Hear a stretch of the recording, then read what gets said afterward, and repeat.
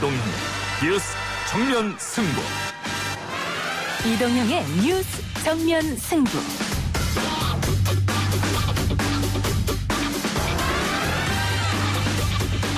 청취자 여러분 안녕하십니까, 이동형입니다. 단순한 회계상의 실수다. 아니다, 의도적인 부정이다. 윤미향 더불어시민당 당선자를 향한 칼날이 연일 날카롭습니다. 이런 상황에 이르게 된 데서 심심한 사과를 드리게 되고요. 사퇴 요구에 대해서는 고려하지 않고 있고요. 당사자의 해명에도 불구하고 여당마저 검증 분위기로 돌아서고 있는 듯합니다. 국정조사까지 요구했던 야당은 국정조사 대신 철저한 수사와 검증을 요구하는 방향으로 바뀌었습니다. 미래통합당 조혜진 의원과 잠시 후 첫 번째 인터뷰에서 이야기 나눠보겠습니다. 급식실은 가림막 설치와 지정 좌석제 운영을 기본으로 배식 시간이 분산될 것입니다. 쉬는 시간, 등교 시간에도 학교의 여건에 따라서 운영 시간을 분산하여 학생 간의 접촉을 최소화할 것입니다. 고3 이외의 학년은 등교 수업과 원격 수업을 병행하여 격주간 혹은 격일간 주 1회 이상 등교 등의 여러 방법으로 학교 내 등교 학생들의 밀집도를 최소화시킬 것입니다. 내일 코로나19 이후 첫 번째 등교 개학이 이루어집니다. 지난 이태원발 확산 우려 이후로도 여전히 마음을 못 놓는 상황인데요. 교육당국의 대책과 교과 과정에 대한 고민도 깊어갑니다. 이재정 경기도 교육감 연결해서 이야기 나눠보겠습니다. 인터넷의 특성상 디지털 성범죄물이 한번 유포되면 피해자에게 돌이킬 수 없는 고통을 남기기 때문에 빠른 삭제와 차단으로 피해를 최소화할 수 있도록 사업자의 책임을 강화하는 것이 법안의 취지입니다. N번방 방지법, 처벌 강화를 골자로 한 형법 개정안 등은 오늘부터 적용됩니다. 그러나 범죄 수사와 정보를 위한 방송통신 3법은 내일 본회의를 앞두고 있는데요. 실효성은 없고 기본권은 침해한다는 비판을 받고 있습니다. 이 문제를 제기한 오픈넷 김가연 변호사 3부에서 연결해서 이야기 들어보고요. 오늘 4부 박변과 김판에서는 최근 검찰개혁을 위한 검찰 내부 분위기와 갖갖 검거 이후의 수사 상황을 비롯한 법조 이슈 짚어보겠습니다. 5월 19일 화요일 이동희 뉴스 정면 승부 시작합니다.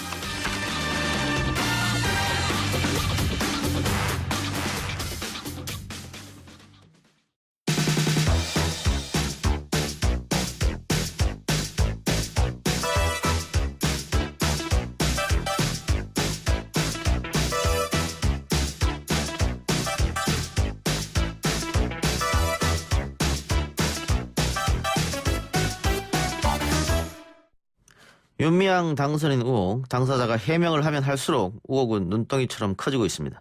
민주당 안에서도 논란을 바라보는 시각이 조금씩 달라지는 가운데 미래통합당은 국정조사 카드로 여당을 압박하고 있습니다. 미래통합당 조혜진 당선인은 이 사안을 어떻게 보고 있는지 이야기 들어보겠습니다. 의원님 나와 계십니까? 예, 안녕하십니까. 조혜진입니다. 수고 많으십니다. 예, 당선되고 첫 인터뷰니까 일단 축하드린다고 말씀드리고요. 감사합니다. 예.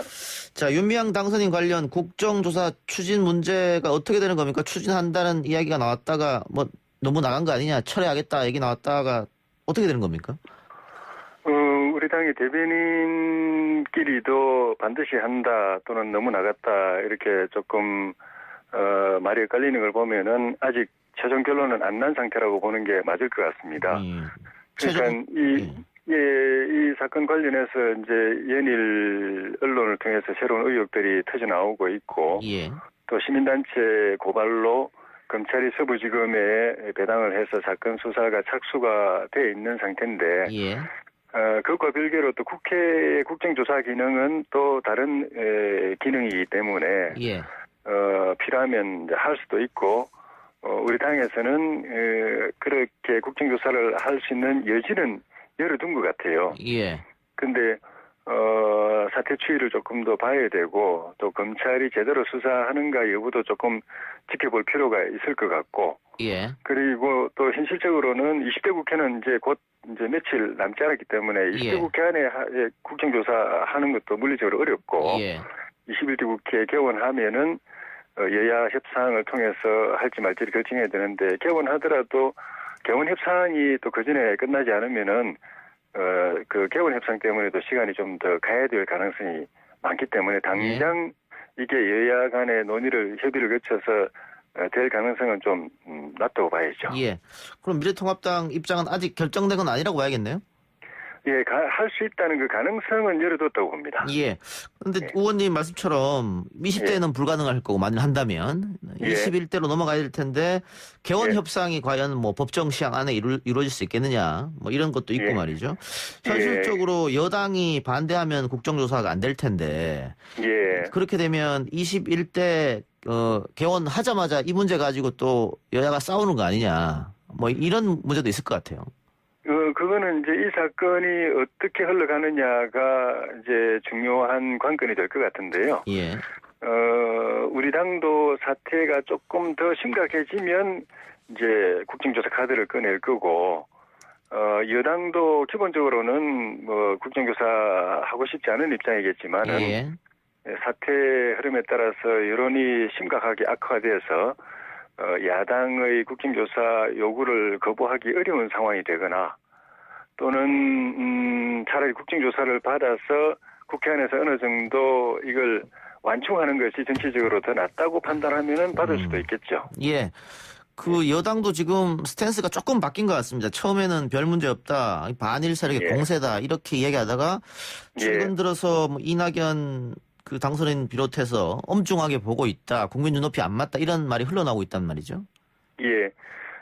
그만큼 새로운 의혹들이 계속 나오고 이게 근거 없는 공세가 아니고 나름 충분히 그 의심할 만한 문제가 있어 보이는 그런 의혹들이 제기가 되고 있기 때문에 그리고 그 내용들이 국민들 입장에서 보면 굉장히 기분 나쁜 배신감을 느낄 수도 있는 그런 내용들이 나오고 있기 때문에 여당도 심각성을 느끼고 이거 그냥 마냥 그냥 옹호만 했다가는 당도 같이 이제 덤터기를 쓰겠다. 예. 조금 거리를 두고 입장을 다시 조정해야 되겠다고 생각하는 것 같아요. 예. 그게 이제 조국 사태 때하고 비슷한 것 같습니다. 조국 예. 사태 때도 처음에는 민주당이 일반적으로 비호를 하다가 워낙 여러 가지 뭐 한두 가지가 아니고 지금 그 끝없이 의혹이 흘러나오고 그게 상당 부분 근거를 갖고 있고 여론이 또 아주 나쁘게 반응을 하니까 한 발 물러섰고 나중에는 결국은 그게 검찰 수사를 해서 이제 지금 재판까지 진행되고 있는 상황 아닙니까? 그래서 여당으로서는 악재로 됐죠. 악재로 예. 돼가지고 선거 과정에서도 조국 문제가 나오지 않도록 굉장히 전전긍긍한 측면이 있지 않습니까? 예. 지금 윤미향 그 당선인 사건이 거의 비슷하게 흘러가는 것 같습니다. 예. 근데 또 일각에서는 뭐 윤미향 개인적인 문제는 그대로 짚고 또 회계 문제도 불투명이 있다면 그건 그대로 짚되 다만 그 정의연의 전신인 정대협부터 시작해서 이 30년간 시민운동의 의미마저 퇴색시키면 안 되는 거 아니냐, 그것마저 평화하면 안 되는 거 아니냐 이런 주장도 있습니다. 예, 그건 맞는 말입니다. 예. 그리고 그거는 우리 미래통합당도 입장이 틀리지 않고요. 예. 지금까지 그 제기되고 있는 의혹에 대해서 여러 가지 비판은 했지만은 그동안에 그 위안부 인권운동을 통해서 이 문제가 국민적 관심사로 부각이 되고 그리고 또 국제적인 이슈가 되고 또 국제적인 연대까지 이루어지고 이 운동이 연대까지 이루어지고 일본 정부의 태도에도 상당한 변화를 가져온 거. 그 성과를 우리가 비판하거나 폄하한 적은 한 번도 없습니다. 예. 다만 이제 그런 그동안 지금 제기되고 있는 이런 의혹들이 제대로 해명이 안 되면은 그리고 그 진실을 규명하는데 협조하지 않고 오히려 은폐하려는 모습을 보이거나 또 명백하게 드러난 사실에 대해서도 사과하지 않고 면피하는 모습을 보이게 되면은 결과적으로 본인들이 쌓아 올린 걸 본인들이 스스로 무너뜨리는 결과가 될 수도 있다. 하는 그런 점을 이제 각성할 필요가 있다고 봅니다. 윤미향 당선인은 사퇴 요구에 대해서는 고려하지 않고 있다고 했는데 의원님 보셨을 때 어떻습니까? 사퇴해야 된다고 보십니까? 민주당 당원들 일각에서 벌써 이제 제명해야 된다, 정리해야 된다 이런 이야기들이 갈수록 이제 일파만파로 퍼지고 있는 걸 보면은 민주당 당원들이 당원 자격이 없다고 보는 건데 당원 자격보다도 더 그 엄중한 것이 국회의원 또는 헌법기관으로서의 자격 아니겠습니까? 민주당 내부에서 당원 자격이 없다고 평가된다면 국회의원으로서 자격은 더 이거는 문제가 크다고 봐야죠. 알겠습니다. 윤미향 당선인 관련해서 여쭤보고 다른 사안으로 넘어가겠습니다. 지금 뭐 의혹이 여러 가지 제기가 되고 있으니까요. 그 중에 제일 그 심각하게 보는 지점은 어떤 의혹입니까? 기본적으로는 회계부정 의혹, 엄청난 부실이 있는 건 사실인 것 같습니다. 근데 그게 단순한 회계상의 오류라면은 그나마 심각성이 덜한데, 예. 단순 오류가 아니고, 그런 부실 회계가 이루어진 배경에는, 예. 그 자금의 유용이라든가 횡령이라든가 또는 배임이라든가 이런 법적으로 실정법상 문제될 수 있는 잘못을 저질렀을 가능성이 있기 때문에 예. 그래서 문제가 좀 심각한 거고 그건 이제 검찰이 진위 여부를 규명 이제 할 거고요. 개인적으로는 또 임미양 당선인이 도덕적 해이를 너무 심하게 보여주고 있는 것 아닌가. 예. 저 후원금 모금 계좌를 개인 통장을 여러 개를 운영을 했다라든가 이런 거 있을 수 없는 것이고 예. 그 입출금을 제대로 지금 소명을 못 하고 있지 않습니까? 예. 그게 이제 자녀 유학 그 비용이라든가 또 주택 경매 그 자금이라든가 이런 부분이 제대로 소명이 안 되는 상황에서 할머니들을 위한 후원 그 계좌를 개인 통장을 이용해서 받았고 그것이 얼마 들어갔고 얼마 나갔다는 걸 해명을 못 하고 있는 상황이 되니까 개인적인 도덕적 문제, 더 나아가서 이 법적인 문제 이런 것들이 예. 굉장히 심각한 것 알겠습니다. 같습니다. 그 후원금을 유행했을 가능성도 있겠다 이런 말씀이시죠? 예, 그런 의혹, 그런 예. 의심들이 나타나고 있는 상황들을 보면은 그런 의심을 갖기 예. 충분하죠. 예. 본인이 제대로 해명하지 못하면은 의심은 더 굳어질 가능성이 많습니다. 예. 검찰이 수사를 한다는 게 좀 지켜보고요. 예. 당내 이야기 좀 여쭤보죠. 김종인 예. 비대위는 어떻게 가는 겁니까? 어떻게 되는 겁니까? 내일 걸피하고 이제 목금 이틀에 당선인 총회에서 어느 정도 정리가 될 수도 있을 걸로 보여지고. 예. 그 전에 또 주호영 원내대표가 사전 의견 수렴 작업을 할 것 같습니다. 예. 당내 그룹들로 사전 의견 수렴 작업도 하고 그다음에 아마도 또 김종인 그 전 위원장하고도 직접이든 간접이든 의중을 좀 타진해보지 않겠는가. 예. 그 결과를 가지고 그 목요일 금요일 이틀간의 당선인 총회에서 가급적이면은 이 결론이 날 수 있도록 토론을 예. 이끌어가지 않겠는가. 그런 생각이 드는데 어쨌든 그 심재철 당대표 권한대행이 그 비대위 그 카드 거기다 또 김종인 위원장 카드를 가지고 밀어붙일 때에 비하면은 예. 요 며칠 그 뒤에 지나온 시간 동안에 당내에서는 이 이슈에 대해서는 부정적인 기류가 예. 많이 확산되어 있는 것 같아서 당초의 안대로 당선인 총회에서 관철되기는 어려울 수도 있겠다는 생각도 듭니다. 그러면 소위 말해서 그날 뭐 끝장 토론이라도 하시겠다는 이런 말씀이십니까? 그날 반드시 결론내야 된다고 한다면은 예. 결론날 때까지 토론이 필요하죠. 예. 그런데 문제는 그 김종인 비대위 체제 쪽으로 간다고 하더라도 임기 문제가 걸림돌이지 않습니까? 그 김종인 전 대표 같은 경우에는 뭐 보장해달라고 얘기를 하고 있으니까 그럼 비대위 체제로 1년 정도 간다는 건데 그것도 언뜻 상식적으로 납득이 좀 안 가는 면이 있단 말이죠. 예, 그거 자체도 좀 그 불합리한 측면도 있지만은 예. 설령 보장해준다고 해도 의미가 없는 겁니다. 임기 보장이라는 게 의미가 없는 게 예. 가령 뭐 다음 달에 뭐 하여튼 그 당선인 총회에서 결론이 그렇게 나서 다음 달에 김종인 비대위가 출범하고 임기도 뭐 8개월이든 1년이든 보장이 된다고 해도 예. 출범하고 나서 한 두어 달 지나면은 평가가 끝납니다. 예. 이분이 잘하는가 못하는가, 예. 당에 도움이 되는가 안 되는가, 예. 이 체제를 그대로 끌고 가는 것이 그 나은가 아니면은 시간 낭비인가. 하루라도 빨리 이건 중단하고 정식 지도 체제를 만들어야 되는가. 그게 그 의원들의 감이 또 당원들의 느낌이 두 달이면 저는 평가가 끝난다고 봅니다. 그러니까 그때까지 정말 잘해서 잘하시네. 우리 당에 상당히 도움이 되네. 이분 계속 하시는 게 당 발전이나 당 쇄신 발전 그리고 내후년 대선에 도움이 되겠네. 이러면은 순항을 합니다.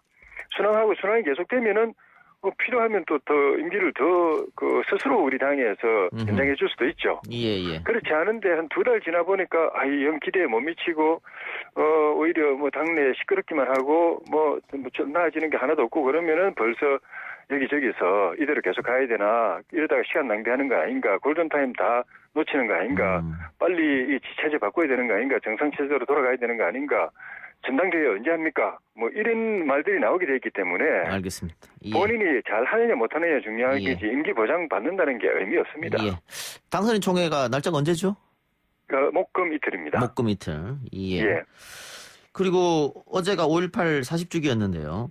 예. 작년에 미래통합당 의원들이 광주 방문했을 때 환영을 못 받았는데 예.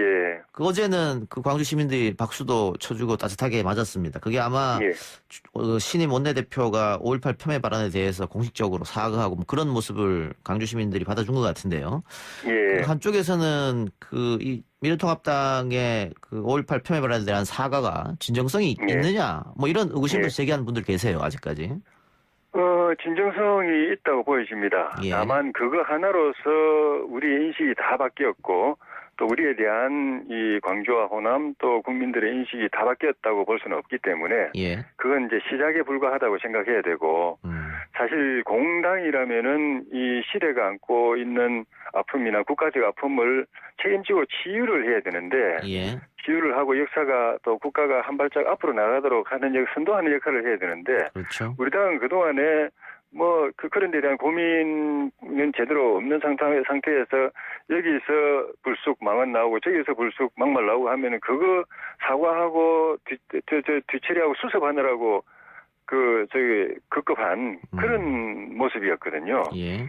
그래서 그런 거를 빨리 이제 일단 종식하고 이 문제를 제대로 진상을 규명하고 그에 대한 역사적 평가를 하고 또 아픔은 치유하고 그리고 국민이 또 하나로 통합되게 하는 데 있어 가지고 공당으로서 우리 당의 역할을 해야 되고 그 시작이 이제 그저께 사과라고 봐야 될 것 같습니다. 사과 하나로 끝나고 지금 말씀드린 이런 공당으로서 역할을 또다시 그냥 밀쳐놓게 되면은 예. 때 되면 또 비슷한 아하. 또 사과해야 될 일도 생길 수 있기 예. 때문에 이건 시작에 불과하고 이제부터가 우리가 주도적으로 진상 규명하고 또 역사적 평가 제대로 되도록 하고 또 상처가 치유되도록 하는데 앞장서고 그리고 이제 그걸 이제 중심으로 국민 통합이 되도록 앞장서는 작업을 열심히 하는 것이 중요하고 그 시작은 저는 이 5.18 민주항쟁의 진실을 우리 당부터가 제대로 아는 거, 제대로 이해하는 거, 제대로 인식하는 거, 거기서부터 시작된다고 알겠습니다. 봅니다. 예. 제대로 알면은 절대 막말이나 역사적 평가나 정치적 입장은 달라질 수 있지만은 막말이나 망언은 예. 절대 나올 수 예. 없다고 봅니다. 최근 또 보수 유튜버 쪽에서 5.18에 대해서 가짜뉴스가 또 나왔었는데 그 여당에서는 예. 5.18 관련 가짜뉴스 처벌법을 추진하겠다 이런 얘기도 흘러나옵니다. 거기에 대해서 어떻게 동의하십니까? 가짜뉴스든 막말 망언이든 이거는 안 나오는 게 바람직한데 그걸 법으로 다스려야 되느냐. 지금 예. 형법으로도 욕하거나 명예훼손하는 건 이제 법으로 다 처벌되게 예. 되지 그냥 단단하지 않습니다. 예. 근데 이거를 더 확대해가지고 보도나 이런 논평 또 평가 또는 연설 같은 데서 언급하는 거 그런 데까지 그러니까 사실에 대한 왜곡까지 확장하고 단체에 대한 비판까지 형법으로 다스려야 되느냐. 그리고 형량도 징역 7년 이하 또 벌금 7천만 원 이하 이런 중형으로 다스려야 하느냐 하는 건 이제 별개의 문제고 예. 그 문제는 여러 가지 면에서 신중해야 되는데 그중에 하나가 헌법에 저촉되지 않도록 해야 된다는 측면에서 좀 신중하게 예. 검토할 필요가 있다고 생각합니다. 헌법 저촉되지 않는 건 표현의 자유 말씀하신 겁니까? 표현의 자유나 언론, 출판, 집회, 결사의 자유나 또 사상 양심의 자유나 예. 이런 것들이 문제가 될 수 있기 때문에 그리고 문제가 되면 나중에 헌법재판소에서 이게 또 법이 폐기되는 결과가 올 수도 있기 때문에 예. 의혹만 앞세워서 하진 말고 두루 균형 있게 그리고 이런 막말이나 가짜 뉴스가 퍼져 나오는 그 배경을 잘 살펴서 사회적으로 그런 것들이 나올 수 없는 이 분위기를 만들어가는 노력이 훨씬 더 의미가 있는 것 아닌가. 예. 스스로 자제하도록 자중하도록 만들어가는 노력이 우선 아닌가 하는 그런 생각이 듭니다. 알겠습니다. 오늘 인터뷰 여기까지 하죠. 오늘 말씀 예. 감사합니다. 예, 고맙습니다. 네, 지금까지 미래통합당 조혜진 의원이었습니다. 1부 순서 마치고요. 2부 기자 언박싱 코너로 돌아옵니다.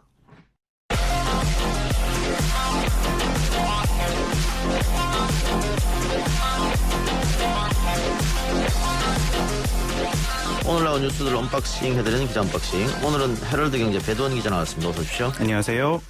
코로나 이야기부터 해봅시다. 확진 판정 후에 무직이라고 거짓말을 했던 인천의 한 학원 강사와 관련된 감염 사례가 일파만파로 커지고 있습니다. 하룻밤 자고 일어나면 계속해서 늘어나고 있어요. 예, 그렇습니다. 오늘 인천시에 따르면 이 학원 강사 A씨와 관련된 확진자가 5명이 추가돼서 총 22명이 됐습니다. 어제만 해도 17명이었는데. 맞습니다. 그 A씨가 옮긴 것으로 추정되는 택시기사분의 4살 손자가 확진 판정을 받았고요. 이 기사가 몰던 택시에 탑승했던 중국 국적의 부부 2명도 확진 판정을 받았습니다. 이 택시기사분이 이제 이 학원 강사 A씨를 태운 게 지난 4일인데요. 별다른 증상을 느끼지 못해서 17일까지 거의 한 2주 가까이 택시 영업을 계속했었습니다. 그래서 이번에 확진 판정을 받은 중국인 부부가 16일에 탑승한 것으로 전해지는데요. 4일에서 17일 사이에 이 택시에 탄 승객들을 추적을 해서 검체 검사가 이루어지는 중인데 아무래도 관련 확진자가 추가될 가능성이 높아 보이는 상황입니다. 또 이제 A씨가 근무하는 학원의 수강생이 이제 다 확진을 받았었는데 이 수강생이 방문한 코인 노래방에서도 확진자 2명이 늘어났습니다. 예. 이 학원 강사 A씨로부터 비롯된 확진자가 계속 늘어나면서 역학조사 초기에 정확한 진술의 중요성이 좀 다시 강조되고 있는데요.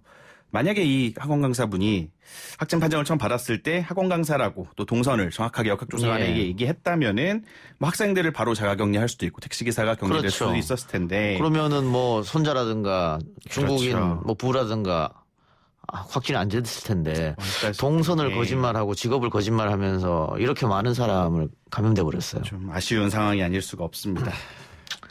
예, 그리고 강남에 있는 삼성 서울병원 간호사들이 또 확진 판정을 받고 있어요? 네, 그렇습니다. 오늘 0시 기준에 그 국내 코로나19 확진자가 13명이 늘었는데요. 이제 신규 확진자 수가 나흘째 10명대를 유지하면서 사실 이제 이태원 클럽발 감염이 굉장히 우려가 됐었는데 이 정도면은 좀 잘 막은 거 아니냐. 뭐 이런 안도의 한숨이 나오던 시점이었는데 삼성 서울병원 간호사들 확진 소식이 잇따라 전해지면서 다시 긴장감이 높아지고 있습니다. 국내 빅5로 불리는 대형병원이죠. 이런 빅5 대형병원 의료진 중에서 감염 사례가 나온 게 이번이 처음이고요. 어제 오후 수술실에 있던 간호사 1명이 확진된 데 이어서 이 간호사와 함께 근무했던 간호사 3명이 오늘 추가 확진을 받았습니다. 박원순 서울시장은 수술에 참여했거나 접촉한 의료인 262명, 환자 15명 등 접촉자에 대한 검사를 진행 중이고 병원은 본관 3층 수술장 일부와 탈의실 등을 부분 폐쇄하고 긴급 방역했으며 이동 동선을 따라 방역도 마친 상태라고 설명을 했습니다. 네. 근데 그 의료진들은 보통 마스크를 쓰고 있지 않습니까? 그렇죠. 계속 쓰고 있긴 계속 쓰고 있기 때문에 이게 많이 퍼지진 않을 것 같다는 생각이 들기는 합니다만 또 많은 사람들을 또 만나니까. 그렇죠. 또 병원이라는 특성상 환자들을 많이 만나기 때문에 좀 우려가 되는 상황입니다. 예, 좀 지켜봐야겠네요. 자, 내일 고3 개학을 앞두고 있지 않습니까? 예. 근데 재학생 600명인 서울 직업전문학교에서 또 확진자가 나왔습니다. 예, 이게 좀 전에 들어온 소식인데요. 영등포구 당산 1동에 위치한 한국과학기술직업전문학교 얘기입니다. 이 학교 재학생인 19세 남학생이 오늘 오전 확진이 됐는데요. 도봉구에 거주하고 있는 학생이고요. 이 학생이 지난 7일 날 도봉구 창 1동에 있는 코인 노래방을 방문한 것으로 알려졌는데 이 코인 노래방이 이태원 클럽 관련 4차 감염이 발생했던 장소입니다. 그 이태원 클럽발 감염이 이어지고 있는 거로 볼 수 있을 것 같은데요. 문제는 이 학생이 재학생이 600명에 달하는 직업학교에 등원을 하고 있었다는 겁니다. 이 직업전문학교가 교육부 소관이 아니라 고용노동부 소속이에요. 그래서 이제 원래는 고3 학생들은 내일부터 등원 계약인데 이 학교 같은 경우는 지난달 9일부터 온라인 강의를 하다가 지난달 20일부터는 출석 등교로 전환을 한 상태였습니다. 그래서 이제 이 학생이 지금부터 바로 나흘 전인 15일까지 한 25일 가까이 정상적으로 학교를 다닌 건데요. 뭐 이제 16일에 미열이 났고 17일에 집에 있다가 18일에는 어제 검사를 받고 오늘 확진 판정을 받았는데 어쨌든 확진자가 나오면서 학교는 전면 폐쇄가 됐고 재학생 600명 포함해서 교직원 25명 등이 인근 영등포구청 보건소에서 검사를 받고 있습니다. 뭐 이렇게 개학을 하루 앞두고 학교 감염이 발생하다 보니까 방역당국이 아무래도 좀 긴장할 수밖에 없을 것 같은데요. 당국은 이제 혹시 있을지도 모르는 코로나19의 교내 확산을 막기 위해서 고교생 검체를 최우선으로 하겠다라고 방침을 밝혔고요. 학교는 학생들이 교실에 들어오기 전에 발검사를 다 하고 만약에 체온이 37.5도를 넘으면은 보건용 마스크를 쓰고 별도 장소에서 대기하도록 했습니다. 이 클럽발 확산세가 조금 주춤한 것 같아서 다행스럽게 이겼습니다만 이 다른 곳에서도 이렇게 막 나오고 있기 때문에 정말 이 코로나19와 함께 가야 되나? 이제 뭐 과거로는 돌아가지 못하는 건가? 뉴 이런 노멀이라는 말이 계속 나오고 있지. 이게 그냥 당연시 되는 일상이 되지 않을까. 안 그랬으면 좋겠는데 뭐 그런 우려가 나옵니다. 예, 불교계도 부처님 오신 날 연등 행사를 한 달 미뤘지 않습니까? 미뤘다가 그 한 4분의 1 정도로 축소해서 하겠다라고 했었는데 이태원발 코로나19 확산 때문에 취소를 해버렸네요. 맞습니다. 한국 불교종단협의회가 오늘 기자회견을 열었는데요. 뭐 이제 코로나19 상황이 방역본부의 관리와 통제가 가능한 범위 안으로 들어왔다고는 하지만 이태원발 코로나 사태에서 보는 것과 같이 언제 어디서 또다시 이런 상황이 발생될지 예측할 수 없는 상황이라면서 오는 23일 날 예정돼 있던 서울 도심의 연등 행사 등을 전면 취소한다고 밝혔습니다. 이게 매년 2만여 명이 원래 참여하는 행사인데 전격 취소를 결정한 거고요. 다만 이제 전국 사찰에서 예정된 부처님 오신 날 봉축 법요식은 방역 지침 준수하에 계획대로 진행이 된다고 합니다. 사찰에 다녀오실 분들은 좀 철저하게 지침을 준수해 주셔야 할 것 같습니다. 예. 자, 이 와중에 방탄소년단의 멤버를 포함해서 유명 아이돌 가수들이 지난달 말 이태원서 모임을 해서 논란이 일고 있다고. 네, 그렇습니다. 어제 한 언론 디스패치의 보도로 좀 알려졌는데요. 아이돌 그룹 방탄소년단의 정국, 아스트로의 차은우, NCT 재현, 세븐틴 민규까지 이제 저는 아재라 사실 잘 모르는 이름들이긴 한데 이 4명의 보이그룹 멤버들이 지난달 25일에 이태원 음식점에서 모임을 가졌다고 합니다. 어제 보도가 나오자 4사람의 소속사가 일제 입장문을 내고 사회적 거리두기를 지키지 못한 점에 대해서 사과를 했는데요. 다만 이제 뭐 이들이 집단감이 발생했던 그 클럽에 방문한 건 아니고 코로나 검사에서도 다 음성 판정을 받았다고 설명을 했습니다. 이게 뭐 어떻게 보면은 인기 아이돌 그룹 멤버들이다 보니 이태원에 밥 먹은 것 자체가 좀 이슈가 돼서 뭐 일각에서는 억울할 수도 있지 않겠느냐. 저도 이게 논란이라고 하는 게 이해가 안 되는 게 클럽을 방문한 것도 아니고 확진자가 나오고 난 이후에 방문한 것도 아니고 그 전에 식당으로 간 거잖아요. 그렇죠. 이게 근데 그걸 문제 삼으면 어떻게 사회적 거리두기라는 게 참 이게 애매한 것 같아요. 뭐 아예 다 나오지 말라는 건 아니지 않습니까? 근데 뭐 아무래도 국민들 모두가 어려운 시기인 만큼 대중의 사랑을 기반으로 활동하는 분들이다 보니까 조금 더 이제 엄격하게 해달라는 국민들의 어떤 여론인 것 같아요. 그래서 뭐 욕하기는 사실 저는 개인적으로도 그렇습니다. 알겠습니다. 아니라고 생각이 드는데 공인들은 조금 더 엄격한 게 맞지 않을까 싶습니다. 일부에서 미래통합당 조혜진 의원과도 이야기를 했습니다마는 그 윤미향 더불어민주당 당선인에 대한 논란과 공방이 연일 계속되어 있는데 오늘도 뭐 수백 개의 기사가 쏟아진 것 같습니다. 그렇습니다. 이게 논란이 지속되면서 민주당 지도부의 고심도 깊어가는 것 같아요. 이제 뭐 오늘 오전에 사실은 뭐 통합당빨로 국정조사 얘기가 한창 나오다가 이걸 하냐 마냐 뭐 이렇게 좀 혼선을 빚기도 했었는데 어쨌든 통합당은 국정조사를 이거 하겠다라고 이제 민주당을 압박을 하고 있고요. 그러다 보니까 민주당 지도부의 고심도 깊어지고 있습니다. 원래는 이제 윤미향 당선인을 좀 엄호하는 분위기가 있었어요. 그러면서 이제 사실관계 확인이 우선이다라는 입장을 하고 있긴 한데 말씀하신 것처럼 아무래도 연일 추가 의혹이 불거지고 뭐 야당이 좀 강하게 압박을 하니까 더는 좀 침묵하지 말고 분명한 입장을 내야 되는 거 아니냐라는 의견에 무게가 실리는 모습입니다. 실제로 어제 당내 유력 대권주자죠. 이낙연 코로나19 국난극복위원장이 엄중하게 보고 있다라고 발언을 하기도 했는데요. 이 발언을 기점으로 좀 윤 당선인의 결단을 촉구하는 목소리가 여당 내에서 좀 높아지는 모습입니다. 이게 21대 국회 개원을 앞두고 만약에 이 이슈가 전국에 블랙홀이 돼버릴 수 있거든요. 그렇게 되면은 개혁 입법의 추진 동력이나 명분이 좀 떨어지지 않을까라는 우려의 측면이 작용을 하는 걸로 보입니다. 실제로 이해찬 민주당 대표는 윤 당선인 측의 해명을 포함해 상황을 좀 지켜보고 이르면 내일 입장을 표명할 것으로 전해지고 있습니다. 알겠습니다. 이 문제 지켜봐야겠네요. 네, 좀 더 봐야 될 것 같습니다. 오늘 기자 언박싱 여기까지 하겠습니다. 지금까지 헤럴드 경제 배도원 기자였습니다. 수고했습니다. 고맙습니다.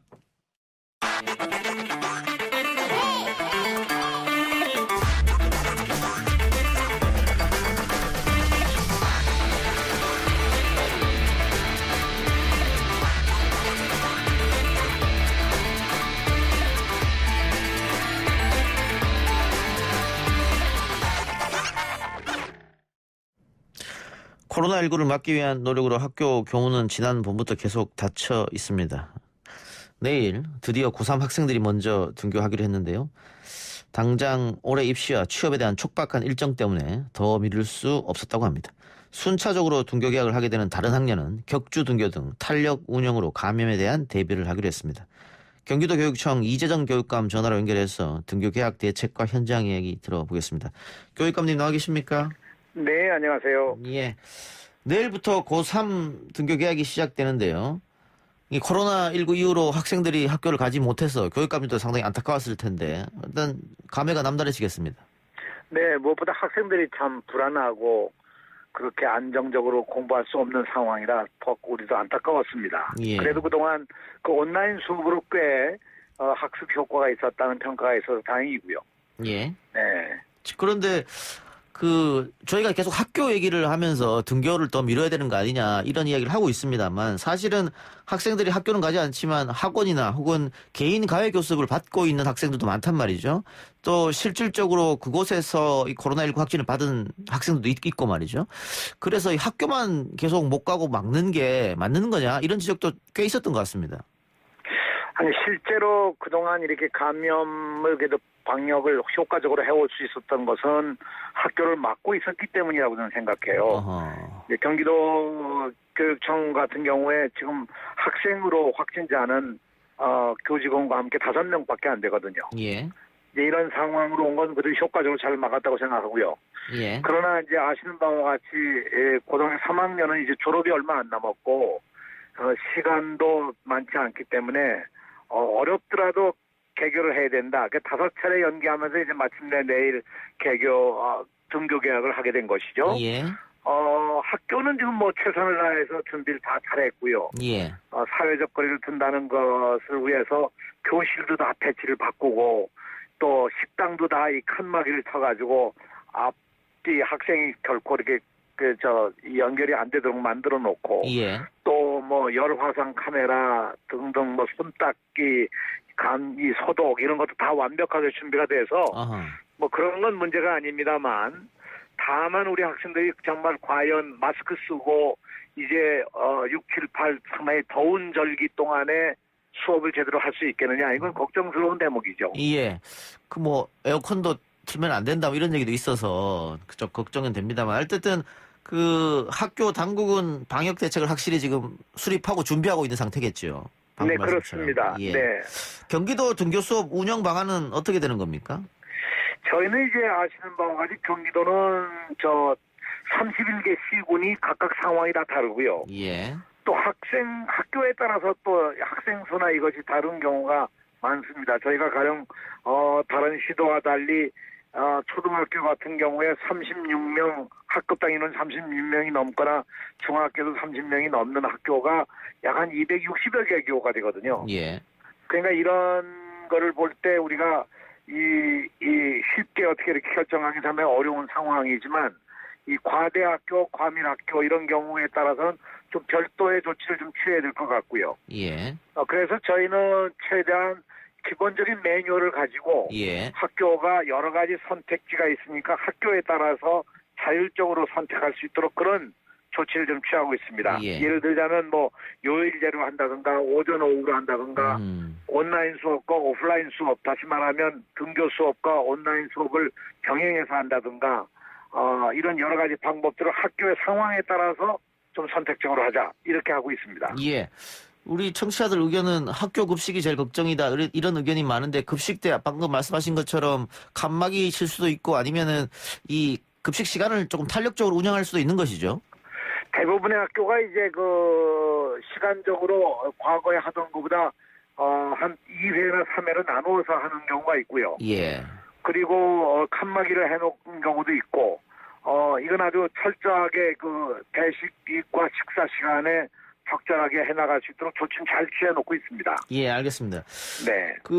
그럴 일이 일어나면 안 되겠습니다만 만일 학교에서 확진 사례가 나타날 경우는 어떻게 합니까? 그러면 이제 즉각적으로 학교마다 보니까 예. 열이 37도 오버가 넘어간다든가 또는 호흡기에 문제가 있다든가 하는 학생이 발생하면 곧장 이 대기소로 옮깁니다. 예. 그리고 학교로서는 119에 연락을 해서 119 차가 오게 되면 거기에 인계를 해서 병원으로 옮기게 되죠. 예. 그래서 이제 진료소에서 가서 진단을 받으면 그다음 조치는 그다음대로 질병관리소나 감염병 관리하는 그쪽 전문기관에서 관리를 하게 됩니다. 그래서 우리 이걸 걱정을 많이 했는데 그래도 119하고 협력이 돼가지고 즉각적으로 119가 학생을 수송하는 걸로 돼서 아주 다행입니다. 예. 그 다른 교육청에서는 수능 연기 이야기도 나오고 있는데 정세균 국무총리는 수능 일정 변경이 없다 이렇게 얘기했습니다. 교육감님은 어떻게 생각하세요? 저는 지금 수능이 12월 3일로 예정돼 있는데요. 예. 이제 그때 상황에 가서 수능이 연기된다고 하면 그것도 또 어려운 일일 거예요. 그렇죠. 예. 그래서 저희 생각으로는 수능을 연기한다는 것은 올해 최악의 경우에 선택할 대상이지만 예. 현재 상황으로는 수능 과정을 위해서 충분히 준비해 나간다. 예. 이런 계획으로 있습니다. 예. 교육감님 오늘 아침 인터뷰에서 9월 학기제가 플랜 B다 이런 말씀하셨는데 그 현실적으로 지금 시점에서는 9월 학기제는 어려워진 거 아닙니까? 저는 그렇지 않고요. 예. 현재 상황이 좀 더 악화가 돼서 만약 문제가 생긴다면 어떻게 할 거냐는 거고요. 예. 감염병 전문가들은 지금 11월이나 12월에 다시 재확산될 가능성이 있다는 얘기들을 끊임없이 하고 있기 때문에 만약의 경우를 대비한 9월 학기제라고 하는 것을 플랜 B로 가져가야 된다. 예. 이것은 뭐냐면 1학기 학습을 제대로 마칠 수가 없으니까 1학기를 길게 해서 2학기까지 가서 12월까지 가고 정상적으로 내년 2학기를 내년 1학기 때 하면 그 안에 이제 법령을 바꿔서 내년 9월 학기부터 정식으로 9월 학기제를 채택할 수 있지 않겠냐 하는 이것을 플랜 B로 비상조치로 가지고 있어야 된다 하는 얘기죠. 예, 준비는 하고 있어야 된다 이 말씀이네요. 네네네. 알겠습니다. 선생님들은 강의할 때 마스크를 쓰고 합니까? 벗고 합니까? 그것도 좀 궁금한데. 이것 때문에 참 걱정입니다. 예. 학생들 경우도 스스로 이거 저주에 쓰고 못 쓰고 공부할 수 쓰고는 공부할 수 없다 이런 학생들 나올 수가 있고요. 예. 선생님들 하루 종일 이 마스크 쓰고 하니까 마스크 하나로는 좀 적절치 않을 것 같고. 예. 이런 데 대한 준비는 저희가 하고 있습니다만 사실상 이 무더위 속에 학습을 제대로 해나갈 수 있을지 정말 집중력을 가지고 할 수 있을지는 참 의문입니다. 예. 과거는 학생이 너무 많아가지고 오전반, 오후반 이렇게 나눴던 적이 있었지 않습니까? 네네. 그리고 이번에도 코로나19 때문에 그렇게 좀 나눠서 해야 되지 않느냐, 과미를 해소하기 위해서 뭐 그런 이야기도 있던데요.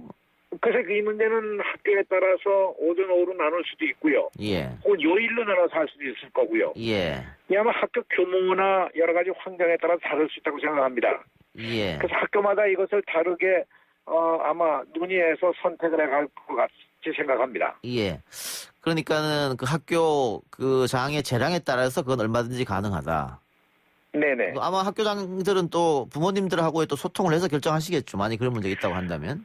그렇습니다. 이런 대목에서 정말 그야말로 학생들 의견이 굉장히 중요하다고 생각하고요. 예. 그러니까 학생들 의견을 듣고 존중하고 학부모들도 의견 교환이 있어야 될 거고요. 예. 그래서 저는 학교의 상황에 따라서 적절한 선택을 이런 협의를 통해서 이루어가면 좋겠다고 생각합니다. 예. 알겠습니다. 자, 마지막으로 이 청취하고 계시는 경기도 학생 또 학부모님들께 하실 말씀 있으면 뭐 당부 말씀도 좋고요. 한마디 하시면. 네네. 우리 학부모님들이나 학생들이 얼마나 안타깝게 또 아주 불안하게 이 학교 교육을 지켜보고 계시겠습니까? 저희로서는 학교를 열게 되면 우선 방역이라든가 학생을 보호하는 학생 생명이 최고로 중요하다는 관점 아래 최선을 다해서 준비해 나가도록 하겠습니다. 다만 이제 고3들 경우는 걱정스러운 것이 지난 3개월 동안 못한 부분에 수행평가라든가 모의고사라든가 이 전국 연합고사라든가 이런 것들이 있어서 참 시험이 줄곧 계속될 텐데 이것을 이겨나가는 게 참 걱정스러운 대목이죠. 예. 방금 모의고사 말씀해 주셨으니까 고3 학생들은 이제 등교를 하기 때문에 등교를 해서 모의고사 치고 하면 되는데 다른 학년 학생들 혹은 뭐 중학생 이런 학생들 중간고사 이렇게 봐야 될 텐데 시험은 어떻게 일정이 되는 것이죠? 이 문제는 상황을 봐서 적절하게 저희들이 한번 좀 조정해 나가도록 그렇게 하겠습니다. 예. 제 개인적인 생각으로는 다른 학년에는 중간고사를 생략할 수 있는 방법도 있을 거고요. 예. 평가 방법을 바꿔서 오히려 수업에 집중할 수 있도록 하는 것도 하나의 방법일 거고요. 예. 또 하나는 무엇보다 중요한 건 이제 그 특성화고등학교나 이 중학교 1학년의 그 자유학년제 학생들의 경우 체험학습들이 중요하니까 이 부분을 어떻게 강화해 나갈 것인지가 중요한 과제들입니다. 알겠습니다. 교육감님, 오늘 인터뷰 고맙습니다. 네, 감사합니다. 예, 지금까지 경기도교육청 이재정 교육감이었습니다. 글쎄 안 들려 들을 뉴스 없어 아무 뉴스도 귀에 들어오지 않아 듣고 또 들어도 들을 뉴스 없어 만든 게 이 프로야 이동영의 뉴스 정면 승부. YTN 뉴스 FM 이동의 뉴스 정면 승부 3부 시작합니다. 오늘부터 N번방 방지법이 시행됩니다. 불법 촬영된 동영상을 소지 또는 시청만 해도 처벌이 가능하지요. 관련 처벌 규정도 강화됐습니다. 이런 범죄를 조사하고 처벌하기 위한 방송통신 3법 개정안도 내일 20대 국회 마지막 회의에서 처리를 앞두고 있습니다. 그런데 이 법안이 실제 문제가 된 텔레그램은 잡지 못하고 이용자와 국내 통신 사업자만 옥죄할 것이라는 비판이 나오고 있습니다. 실효성은 없고 기본권만 침해될 우려가 있다는 건데요. 오픈넷의 김가연 변호사 연결해서 이 얘기 들어보겠습니다. 변호사님. 네, 안녕하세요. 안녕하십니까. 자, N번방 사건에 대한 국민적 분노가 컸습니다. 그렇기 때문에 N번방 방지법이라는 법도 만들어지게 됐는데 방송통신 3법 개정안도 내일 처리를 앞두고 있고요. 일단 어떤 법이며 개정안은 어떤 건지 좀 알려주시죠. 예, 우선 N번방 방지법이라고 해서 우선 N번방 관련된 그런 범죄에 대한 처벌을 강화하는 일련의 법들이 얼마 전에 통과되었고 이번에 통과를 시키려고 하는 법은 전기통신사업법은 그 모든 인터넷 사업자들에게 불법 촬영물을 유통을 방지할 그런 의무를 지우는 그런 법입니다. 예. 그런데 이 법 개정안이 졸속이다 이런 비판이 나오고 있는데 그 이유는 무엇입니까? 네, 그래서 지금 그 개정안은 국회에서 지금 통과를 논의하고 있는 개정안은 모든 부가통신 서비스 사업자, 그러니까 인터넷 사업자들에게 불법 정보, 불법 촬영물 유통 방지 의무를 지우는 내용인데요. 근데 그 내용을 잘 들여다보면은 모든 그러니까 정부의 방송통신위의 설명을 들어보면 이 내용은 텔레그램이라든지 뭐 카카오톡이라든지 이런 비공개 대화방에는 적용이 되지 않는다. 그렇게 얘기를 하고 있습니다. 지금 법에서는 모든 부가통신 서비스 사업자, 그러니까 인터넷 사업자한테 이런 의무를 지운다라고 되어 있는데 그 내용을 시행령에서 좀 더 구체화시키도록 하고 있고 그래서 그 시행령을 만들 역할을 담당하고 있는 방송통신위원회에서는 우리는 이것은 비공개 대화방에 적용되지 않는다. 결국에는 텔레그램에는 적용되지 않는다. 일반적으로 공개된 정보에만 적용이 된다. 그래서 그런 인터넷 사업자들 일반적으로 공개된 정보만 그 중에서 이제 불법 촬영물이 있을 때는 그걸 유통을 방지할 의무를 지우는 것이다라고 얘기를 하고 있습니다. 알겠습니다. 그러니까 이 N번방 사건은 텔레그램에서 일어난 그런 범죄 행위인데 지금 통과시키겠다고 하는 법안을 보면 텔레그램은 외국 기업이기 때문에 이게 텔레그램에 대해서는 법 적용이 여전히 불가능하다. 결국 이 말씀이죠? 네, 그렇습니다. 결론적으로는 그렇고 또 대화방에는 적용이 안 된다. 그래서 텔레그램이든 카카오톡이든 이런 비공개 대화방에는 적용이 안 된다고 그렇게 얘기를 하고 있습니다. 예. 이런 문제점에 대해서 정부는 보완하겠다 이런 얘기도 했는데요. 네, 그래서 지금 정부에서 하는 얘기는 정부에서 그 법에서는 시행령으로 그러니까 정부에게 그 내용은 어떤 사업자들한테 적용되는지를 정할 의무를 부과를 하고 있고요. 그래서 이 법이 통과되면 그 다음에 방통이든 정부에서 그 내용을 구체하게 됩니다. 그런데 우선 법 문헌으로만 보면 모든 인터넷 사업자가 그 불법 촬영물 유통 방지 의무를 지는데 이렇게 사적인 그런 대화방도 감시의 소지가 있다. 이런 주장이 있으니 우리가 절대 그런 비밀 대화방에는 적용되지 않도록 하겠다. 그렇게 말로 얘기를 하는 것이죠. 하지만 이미 그 법으로 볼 때는 법 문헌으로 볼 때는 모든 인터넷 사업자에게 적용되는 법입니다. 예. 그러면은 지금 변호사님 이야기처럼 비밀 대화방에서 적용되지 않는다고 하면은 이게 실효성이 있을까, 이 법이? 그런 의문이 좀 드는데요? 그래서 저희가 이제 반대하는 내용은 예. 요번에 개정안에 22조의 5 1항과 2항이 있는데 저희가 반대하는 건 2항에 모든 사업자에게 불법 촬영물 유통 방지 의무를 지우는 내용이고 1항에 보면은 불법 촬영물이 유통되는 걸 누군가가 신고했을 때 피해자가 신고하든 아니면은 방송이가 신고하든 어떤 그런 기관이 사업자에게 신고를 하면 바로 즉시 삭제 차단을 하도록 하고 있습니다. 예. 그래서 저희는 그런 의무를 지우는 거는 바람직하다. 예. 그래서 피해자의 신고가 있을 때 바로 삭제 차단해주는 건 해야 된다. 예. 그래서 그 정도의 의무는 져야 한다. 그래서 그 부분에 대해서는 찬성을 하지만 2항에서는 모든 인터넷 사업자에게 불법 정보 유통을 무조건 막아야 된다. 그래서 자기 플랫폼에 돌아다니는 정보를 미리 모니터링을 해서 그게 불법 촬영물이라면 내려야 된다. 그런 의무를 지우는 걸 반대하고 있는 겁니다. 예, 알겠습니다.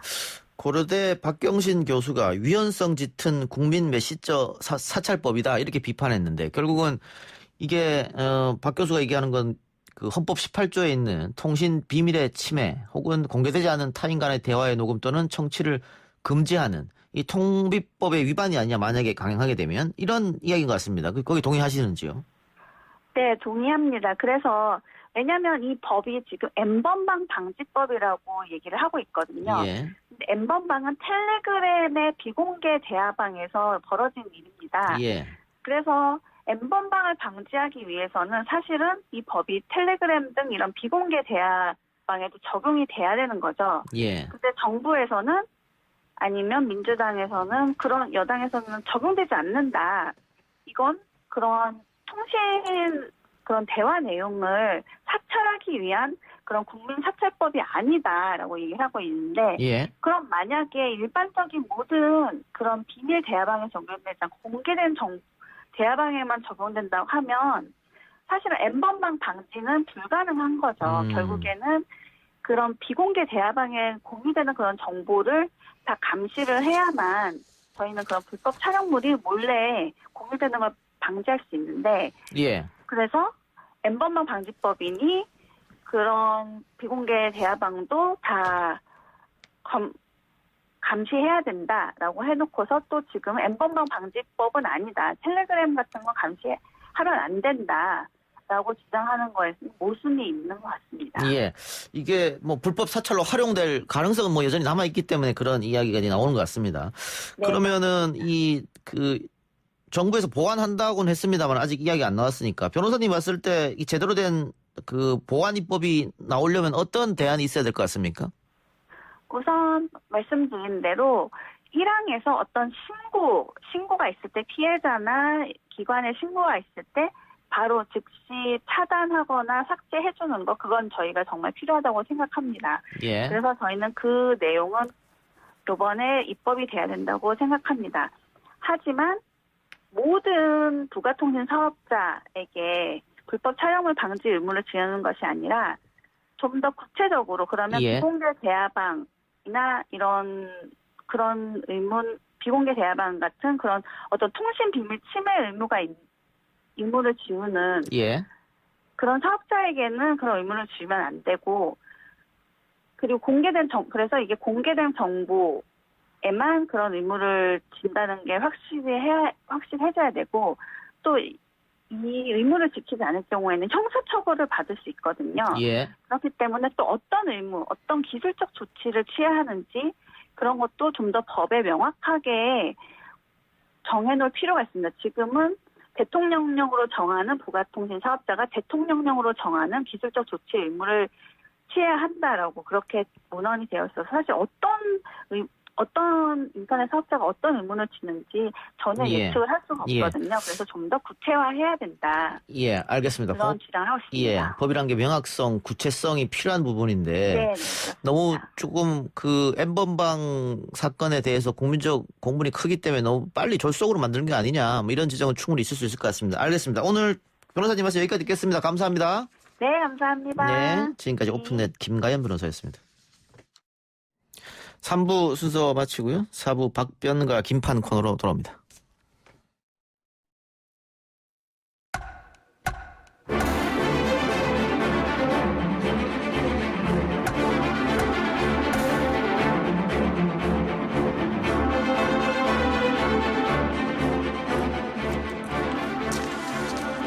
이동의 뉴스 정면 승부 4부 박변과 김판 코너입니다. 매주 화요일 스튜디오를 법정으로 순간이동 시켜주는 두 분, 박지훈 변호사, 김윤호 변호사 나왔습니다. 어서 오십시오. 네, 안녕하십니까. 안녕하세요. 자, 윤미향 당선인 이야기부터 해야 될 것 같습니다. 검찰이 직접 수사에 착수했네요. 예, 검찰이 지금 직접 수사에 착수 고발장들이 들었지 않습니까? 그렇죠. 직접 수사에 착수하고 경찰에 안 보내기로 했습니다. 뭐 이유는 수사 속도하고 증거 인멸 염려를 들었는데요. 그 경찰에 보내면 경찰이 사건 검토하고 뭐 어떻게 할지 또 수사 지휘를 받고 이런 부분에 있어서 수사 속도가 안 난다. 그다음에 그 사이에 증거가 인멸될 염려가 있다. 이게 지금 그 직접 수사의 이유라고 합니다. 또 뭐 중요 사건이라고는 거죠. 당선자 신분이기도 하고요. 예. 그래서 검찰이 직접 하는 건데 일단은 쉼터 문제입니다. 예. 두 가지가 좀 문제가 돼요. 예. 10억 정도를 현대중공업한테 기부를 받고 예. 그 10억을 갖고 원래 같으면 마포구 쪽에 구해야 되는 상황이었는데 그게 할머니들의 요구였죠. 근데 마포구가 아닌 뭐 그 당시 왜 10억이면 구할 수가 충분히 있었는데 2012년 13년도면 그러지 않고 2시간 떨어진 안성 쪽으로 가서 또 10억을 다 쓰지 않고 7억 5천에 예. 이걸 매입을 하고 나중에 또 판매를 할 때 매도를 할 때는 또 4억 정도 4억 얼마에 매도를 하거든요. 손실을 봤죠. 예. 그런 부분들이 이제 배임죄라고 시민단체가 주장을 하면서 고발을 한 상황인데 뭐 배임은 배신행위를 해서 타인의 손해를 예. 끼쳤을 때 성립하는 범죄고 그 부분이 이제 문제가 될 수가 있습니다. 예, 정 의원 측에서는 2012년도에 마포 쪽에 10억짜리 주택을 구할 수가 없었다. 그래서 안 사놓았다. 이렇게 지금 해명을 한 상태고요. 근데 검찰이 시민단체로부터 고발 접수장을 받자마자 바로 배당해버렸어요? 원래 같으면 1일 사건은 이 재산 범죄에 가까운 거거든요. 예. 경찰 갔다가 와야 되는데 예. 경찰에 안 가기도 하고 예. 당선자 신분이기 때문에 조금 빨리 배당을 해서 수사를 시작하는 예. 것으로 보입니다. 그러면은 아까 박주민 변호사 얘기한 그 배임 혐의 이거 말고는 없습니까? 만약에 이제 지금 세무 관련된 얘기들도 나오고 회계 관련된 얘기도 나오고 있는데 만약에 계좌로 돈을 받고 그 돈을 이제 개인 계좌로 받고 그 돈을 썼다면 횡령도 될 수 있겠네요. 횡령이 되죠. 횡령이 되기 때문에 그리고 그 부분도 들여다볼 거로 생각이 듭니다. 마포 쉼터를 명성교에서 줬는데 그걸 숨기고 기부금을 받았는데 만약 그 마포 쉼터를 명성교에서 제공한 게 있다는 걸 현대중공업이 알았으면 기부금을 안 줬을 거다 이런 관계가 되면 기부자에 대한 사기죄가 또 성립할 수가 있어요. 횡령, 배임, 사기. 예. 뭐 사실 연연된다면 상당히 큰 문제가 될 수도 있는 겁니다. 아직 의혹 단계니까요. 단계이긴 합니다. 예. 네. 이거는 어쨌든 본인이 사퇴할 의향은 없다고 했고 미래통합당에서 이야기하는 국정조사는 여당에서 받아들일 가능성이 거의 없기 때문에 그렇죠. 합의가 돼야 되거든요. 국정조사는. 예. 네. 그러면 검찰 수사로서 결정될 수밖에 없겠네요. 그렇죠. 결국은 회계 부분은 본인이 이제 감사를 좀 통해서 하겠다 그랬고 회계 부분은 어느 정도 잘못된 부분은 얘기도 했습니다. 예. 그래서 이제 밝혀질 거로 보이는데 문제는 재산 범죄 부분이거든요. 이 쉼터도 문제지만 뭐 가장 쉼터보다 더 좀 중요한 게 지금 우리 김윤희 변호사 언급했던 사기나 횡령 부분 같아요. 그 부분들이 드러난다면 좀 처벌이 불가피한 거고 배임죄 같은 경우는 재판에 가면 무죄가 되거나 아니면 무혐의 되는 거 꽤 있습니다. 기업 같은 경우에. 예. 왜냐하면 그건 판단 미스라고 보는 거고 또 미국이나 외국엔 처벌을 잘 안 해요. 우리나라만 처벌하고. 근데 횡령이나 사기는 딱 떨어집니다. 예. 그 돈을 본인이 착복하거나 그 돈을 벌기 위해서 기망을 했을 때 성립하는 범죄이기 때문에 두 가지 범죄가 성립한다면 좀 회피하기 어려운 상황이 아닌가 생각이 듭니다. 실수냐 아니면 고의성이 있었냐 그렇죠. 여기서 갈릴 수 있겠네요. 배임죄는 이제 실수라고 해가지고 넘어갈 수 있다 손치더라도 횡령 사기는 실수가 될 수가 없거든요. 오히려 봐야 되겠죠. 심투 사는 과정에서 지금 뭐 이제 수사해보면 나오겠지만은 그 킥백 그러니까 이제 7억 5천에 사고 뭐 얼마라도 돌려받은 게 있느냐. 차익을 뭐라 하죠 이거? 네, 그러니까 업 계약서를 작성하고 뒤로 받아먹는 거예요. 네, 뭐 태운다고 하는데 우리가. 태우는 게 있었다면 그렇죠. 네, 조금 그럴 수 있죠. 예, 그리고 아까 쉼터 이야기도 명성교에서 제공한 게 있는데 그 현대중공업에다 이야기하지 않고 받았다면 사기가 될 수 있다. 근데 그렇죠. 이 부분에 대해서는 그 시민단체에서 고발을 한 건 아니죠. 방금 말씀하신 거는. 예, 그건 아닐 겁니다. 네, 왜냐면 어저께 이게 거의 밤 12시 넘어서 보도가 된 거라서 네. 고소 고발이 된 건 아닌 것 같습니다. 그럼에도 불구하고 검찰이 이제 배당을 받으면 기본적으로는 쉼터 부분을 보겠지만 계좌를 이제 들여다볼 겁니다. 계좌를 통해서 다 들여다볼 가능성이 높아요. 재산범죄이기 때문에. 참 이게 처음 사건 시초부터 좀 슬픈 예감이 들었었는데 그 왜 일본계 기업이 우리나라에서 90년도 된 일을 어떻게 기억하느냐고 이렇게 뭐 광고했다가 아주 뭐 국민들의 공분을 산 적이 있었는데요. 처음에 이게 시작됐을 때 이용수 할머니가 말씀하시니까 할머니께서 받으셨는데 기억을 잘못하신다면서 할머니 기억을 공격했었거든요. 그렇죠. 그때 사실 좀 그러면서 또 할머니를 찾아가서 30년간 같이 운동한 할머니를 찾아가서 해명을 하고 할머니 손을 잡고 하야하는 게 아니라 언론을 통해서 좀 불충분한 자료인데도 자기네들은 정당하다고 언론에 대해서만 이렇게 발표하는 모습에서 약간 좀 뭐랄까 좀 슬픈 예감이 들었었는데 이게 어떻게 날지 잘 모르겠습니다. 어쨌든 운동의 가치가 폄훼되지는 않았으면 좋겠습니다. 그렇습니다. 예, 근데 기억 말씀하셨는데 처음에 할머니가 기억을 잘 못하시는 거 아니냐 했습니다만 지금 윤미향 씨가 해명하는 건 다 오래돼서 기억이 안 난다 이런 거거든요. 그렇죠. 그러니까 자기가 그 이야기한 것에 바로 걸려버리는 그런 문제가 있어서 더 문제가 생기는데 김윤수 변호사 말처럼 뭐 그 문제가 있으면은 그건 지금 수사를 하고 있기 때문에 죄가 있으면 처벌하면 되고 없으면 뭐 오해였다고 하면 되는 것이고요.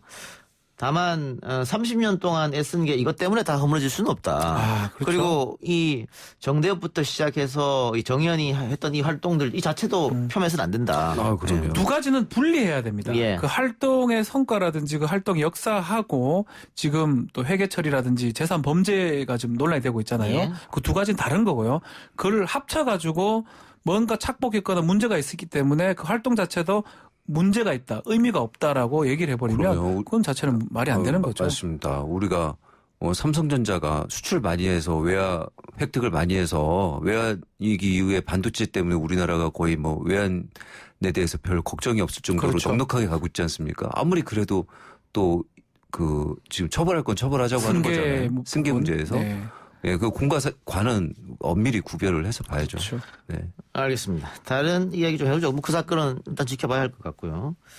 어제 법무부 검찰개혁위원회가 검찰 인사제도 개혁 방안을 발표했는데 어떤 내용이 있습니까? 김 변호사님이 좀 설명해 주시죠. 18차 공고안이 어저께 나왔는데요. 이 검찰청법 개정안까지 포함되어 있습니다. 그 내용을 보시면 일단 검사장 순환부직제하고 검사 직급 일원화 뭐 이런 부분이 지금 눈에 띄는데요. 검사장 순환보직제는 특수공안기획, 이른바 이제 엘리트 검사들이 엘리트 검사들이 포진돼 있는데 여기서 검사장, 지청장을 거의 다 하고 있었거든요. 그거를 형사 검사들, 그다음에 공판부서 검사들이 검사장, 지청장의 60% 이상을 하도록 하자. 그리고 형사 공판 경력이 3분의 1을 넘어야 형사 공판부의 부장이 되게 하자. 그다음에 각 지검의 1차장들 있지 않습니까? 거기가 형사사건 전반을 감독하는 자리인데요. 거기에도 형사 공판부 경력이 일정 기간 있는 분들만 보직을 주도록 하자. 이런 내용이 들어가 있고요. 검사 직급 일원화 관련해서는 검사 인사를 좀 최소화하고 그다음에 지방 근무를 희망할 경우 기간 제한 없이 계속 근무할 수 있도록 하자. 그다음에 서열화를 방지하고 단순화하자. 이런 부분들이 들어가 있습니다. 형사 공판부를 우대하겠다 이 말 같은데 줄이면은 그건 반대로 얘기하면 특수부의 힘을 빼겠다 이 말일 수도 있겠네요. 반대 부서가 특수부 공안부입니다. 이 지금 공공안전부죠. 기획, 공안, 예, 특수? 그런 예전에 좀 진급이 잘 되고 또 승진이 잘 됐던 부서하고 정반대 부서가 일반 형사부하고 공판부인데 그런 사람들을 좀 우대하겠다. 그래서 사실 지검장 중에 형사 출신들이 그렇게 많지는 않습니다. 예. 근데 그거를 이제 일정 수를 형사나 공판 담당으로 좀 하겠다라고 하는 거고 뭐 그럼에도 불구하고 검사가 계속 한 1, 2년 단위로 계속 움직이거든요. 예. 계속 뭐 특수만 하는 경우도 잘 없고요. 계속 형사만 하는 경우도 없기 때문에 일정 연수는 형사도 하고 일정 연수는 뭐 공판도 하고 하기 때문에 뭐 이런 부분은 뭐 바람직한 개혁 아니라는 생각이 듭니다. 옛날에 그 모래시계가 생각이 나는데 예. 우리가 좋아했던 주인공인 좀 나이가 많아야 아실 텐데 좀 우리가 좋아했던 그 강우석 검사 있지 않습니까? 예. 모래시계. 예. 그 부장님이 초임 때 얘기를 합니다. 강우석 검사 기록을 이만큼 싸가지고 가니까 그 부장님이 불러가지고 강 검사 검사는 말이야 이 에너지를 투입할 사건이 있고 투입하지 않을 사건이 있다. 그래서 중요한 사건만 열심히 해 이런 뜻으로 얘기를 하거든요. 예. 사실 이게 뭐냐면 형사하고 공판 일반 고소 사건하고 공소 유지 같은 거는 검사들이 별로 신경 안 씁니다. 승진에 도움이 안 되거든요. 그러니까 우리가 고소장을 쓸 때 변호사들이 제일 신경 쓰는 부분이 뭐냐면 고소장에 쓸데없는 내용을 써야 합니다. 남이 봤을 때는. 뭘 쓰냐면은 왜 이 사건을 검사님이 수사를 하셔야 되느냐. 이건 정말 의미 있는 수사고 당신의 금평과 승진에 도움이 된다는 걸 굉장히 추상적이고 완곡하게 계속 써놔야 됩니다. 그래야 열심히 하고요. 그냥 일반 사건으로 보이면은 이게 언제 수사할지도 언제 수사 착수할지도 잘 모르는 사건이 돼버리는 경우가 많거든요. 그래서 형사 공판 우대가 일반인들한테는 힘없는 일반인들한테는 내 사건이 공정하게 수사가 되겠구나라는 기대를 주는 부분이죠.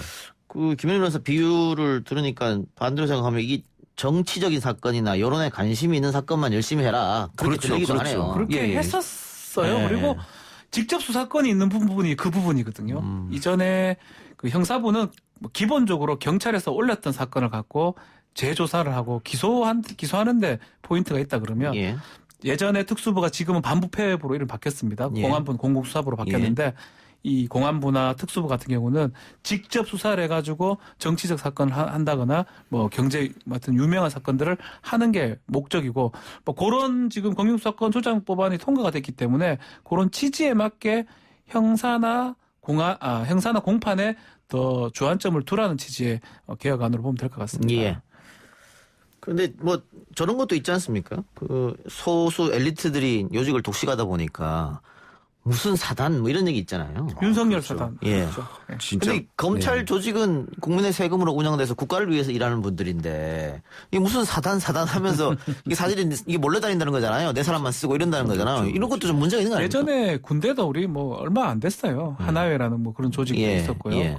자기 사람들만 요직으로 가고 뭐 몇 사단 뭐 몇 년대 어떤 자리 이런 식으로 검찰에서도 이제 자기가 필요한 뭐 후임이라든지 아니면 자기 밑에 부하 직원이 그 자리를 좀 얘기를 하면서 자기 사람들만 씁니다. 그러다 보니까 근무연이 계속 있는 사람이 반복돼서 근무를 하게 되고 특히 그거는 형사부에서는 일어나기가 어려워요. 형사부는 일반적인 일들이 하기 때문에 우리가 가장 많이 일어나는 거는 특수통이다 할 때 그 특수부장이 특수부 검사 데리고 오는 거, 또 예전에 대검 중수부 이런 거 있을 때 특수부장 데리고 오는 거, 이런 것들이 사단이 되는 어떤 계기가 되지 않았을까 생각이 듭니다. 예. 그리고 지금 검찰개혁위원회에서 권역 검사제 도입을 제안했는데 이게 같은 지역에서 근무하도록 하는 거지 않습니까? 네네. 예. 이게 나온 이유는 아마 저런 것 같습니다. 검사들이 서울로 한번 오면 다시는 내려가려고 안 하잖아요. 그렇죠. 그럼 내려보내면 사표 써버리고 다들 서울만 바라보고 있고 네네. 이것도 좀 문제가 있지 않았냐. 그때 나온 거 맞습니까? 네, 그것도 있고 사실 검사님 중에 상당수가 이제 집장만 안 하고 지방 근무를 하다가 서울에 올라오면서 지방하고 서울하고 뭐 주거를 구하는 비용이 너무 차이가 크지 않습니까? 그때도 사실 굉장히 많이 합니다. 또 그런 영향도 있는 것 같고요. 그래서 좀 안정적으로 살고 싶다는 소망들이 많이 있고, 그 다음에 좀 튀는 튄다고 해야 되나요? 아니면 말을 안 듣는다고 해야 되나요? 말을 안 듣는 검사 같은 경우에 그 사람이 원하지 않는 지역으로 단기간에 발령을 내가지고 보내죠. 예, 아주 그 주거나 생활에 불편함을 계속 주거든요. 예. 그런 걸 막는 의미도 있는 것 같습니다. 예, 알겠습니다. 자, 다른 이야기로 넘어가 볼까요? 예. 검찰 이야기 하나만 더 합시다. 예. 이 공수처 설치가 7월에 빨리 하면 7월이지 않습니까? 이게 지금 문제가 있어요. 가능하겠느냐? 예. 좀 어려워 보이는 상황이에요. 예. 공수처법은 통과가 됐는데 예컨대 공수처장은 인사청문회 대상입니다. 예. 그럼 세부적 법안이 다 통과가 돼요. 그렇죠. 인사청문회법 같은 거. 예. 그거 말고 몇 가지 법안들이 있어요. 그 법안들이 부서부 법안으로 볼 수 있는데 그걸 통과시켜야지만이 7월 달에 세부적으로 시행이 가능한데 예. 그게 지금 뭐 미래통합당이라든지 좀 반대하는 양상이거든요. 예. 그래서 21대 이제 국회가 이제 열리면 그걸 가장 먼저 통과해야지 7월 달에 공수처 출범을 볼 수가 있는데 저는 지금 상황상 봤을 때는 만만치 않다 이런 생각이 들고 그게 통과가 안 되면 공수처 출범이 어렵습니다. 그런 상황 생길 수도 있을 것 같아요. 아, 지금 그 정도인가요? 지금 계속 그래도 계속 지금 공수처 같은 경우는 뭐 검찰청법에 의한 검사가 아니면 영장 청구권이 없다. 지금 자꾸 그러면서 논쟁거리를 만들고 있는 그렇죠. 것도 사실 그런 이유인데 뭐 사실 검찰청법 검사만 영장을 청구할 수 있다면 우리가 지금 상설화해서 운영하고 있는 특별검사의 영장 청구권을 설명할 근거가 없어집니다. 그것도 법적인 위반이 되는 거죠. 예, 지금까지 없었던 논리들을 자꾸 만들어내서라도 지금 계속 논의 자체의 진행을 좀 막는 그런 면이 있긴 있는 것 같습니다. 법안들이 통과를 시키고 논의가 지금 사실은 완료가 됐어야 되는데 논의가 더 지금 일어나고 있고 법안이 지체되고 있거든요. 예. 그래서 저는 7월 달에 만약 하려면 여당에서 이제 추진을 한다면 좀 강력하게 밀어붙이지 않으면 만만치 않다 이렇게 생각이 좀 듭니다. 지금 21대 국회 개원이 얼마 안 남았지 않습니까? 네. 근데 29일입니다. 예. 문제는 제일 먼저 그 원구성 협상에 들어가야 됩니다. 상임위원 배분에도 들어가야 되는데. 그것도 오래 걸립니다. 이게 그 법정 기일에 맞춘 적이 거의 없습니다. 예. 그런데 이번에는 더 길어질 것 같은 예상이 들거든요. 지금 180석 여당이 예. 법사위를 뭐 주지 않겠다. 오히려 여당 야당이 비슷할 때는 서로 양보해가지고 그래도 답이 나오는데요. 여당 입장에서는 지금 뭐 압승을 했기 때문에 177석, 180석 가까운 갖고 있고 또 야당 입장에서 그렇기 때문에 더 또 받아가려고 얘기를 할 거고요. 그렇겠죠. 그래서 법사위 뭐 예결이 뭐 여러 가지 얘기가 나올 것 같기도 하고요. 그거 과정에서 진통을 겪으면 결국 원구성이 안 되면 법안은 그 한참 뒤에입니다. 그렇죠. 원구성도 돼야 뭐 상임위도 만들어지고 상임위 소속 의원이 가면 법안을 들 건데 그런 부분까지 지금 조금 쉽지 않다는 생각이 많이 드네요. 그렇게 따지면은 이 공수처 협상 테이블에 앉는 것도 시간이 좀 걸릴 것이다. 이 말씀이죠. 저는 그렇습니다. 알겠습니다. 자, M본방 사건 이야기로 넘어가 봅시다. M본방을 처음 20대 운영자죠. 갓갓 얼굴이 공개가 됐습니다. 경찰 수사는 마무리됐고 검찰로 송치가 됐는데 검찰 수사 내용을 좀 알려주시죠. 예, 문형욱 씨죠. 문형욱입니다. 네, 문형욱 씨가 지난 12일에 구속된 다음에 성착취 피해자가 기존에 10명 정도였는데요. 11명이 추가돼서 피해를 본 것으로 확인된 여성이 총 21명이라고 했습니다. 그런데 문 씨가 자백한 피해자가 50명입니다. 그래서 추가로 피해자가 더 나올 가능성이 있습니다. 그리고 수사 과정에서 성착취 피해자들의 부모님 3분에게 협박을 한 혐의도 추가가 됐습니다. 그래요? 네. 그리고 보통 지금 어떤 수법을 썼냐면 문 씨 같은 경우에는 SNS에 자신의 신체 노출 사진을 게시한 아동 청소년에게 그 사진이 신고가 됐는데 도와주겠다고 접근해서 계정 아이디와 비밀번호 등 개인정보를 빼돌린 후에 피해자들을 협박하기 시작했는데요. 처음에는 신체 노출 사진을 요구하다가 차츰 수위를 높여서 성착취물을 제작한 뒤 SNS에 유포하는 그런 수법을 썼습니다. 그리고 지금까지 알려진 1에서 8번 방까지 있었는데요. 쓰레기방이라는 방까지 해가지고 모두 12개 방이 개설이 됐고요.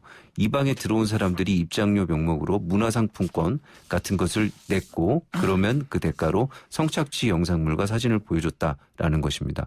그래서 문 씨가 지금까지 제작 유포한 성착취물이 영상과 사진을 합쳐서 3,000건 이상이라고 그렇게 밝혔습니다. 3,000건요? 근데 이 문영욱이 송치되는 과정에서 기자가 범행 목적이 무엇냐라고 했더니 잘못된 성관념을 갖고 있었다 이렇게 대답했다고 이렇게 하네요. 얘기를 하면 안 맞는 거. 이거는 자기가 얘기할 게 아니고요. 예. 어떤 뭐 프로파일러라든지 아니면 수사관이라든지 제3자가 얘기할 부분이에요.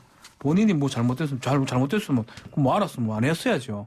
이런 말 하는 게 말이 안 되는 것 같고. 이런 추상적인 반성은 이건 반성이 아니죠. 좀 뭔가 마음이 담겨 있지 않습니다. 그렇죠. 잘못된 성감정을 갖고 있었던 것 같다. 이런 말을 하는 건 말이 안 되고 반성이라고 저는 생각이 좀 안 들고 이거 말고도 좀 더 많지 않을까 생각이 들어요. 뭐 검찰에서 여죄를 캐겠죠 아무래도.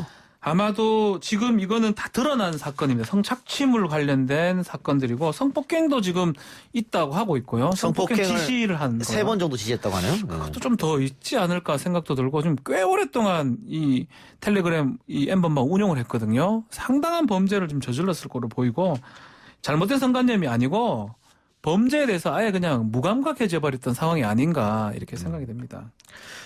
그 김연우 변호사는 이제 판사 출신이니까 지금 이게 문영욱이 성폭행 지시도 여러 차례 있었고 성착취도 했잖아요. 네네. 지금의 우리 형법상 그 형량이 많지 않다 이런 이야기 계속 나오는데 어떻습니까?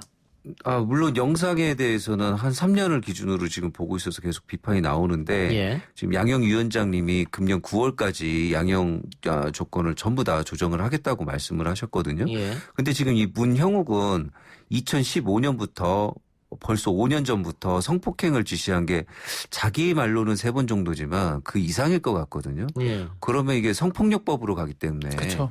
양형은 훨씬 더 올라가지 않을까 생각이 됩니다. 한 5에서 7년 이상까지도 가지 않을까 생각이 듭니다. 만일 미국에서 유사한 사태가 일어났으면 어땠을까요?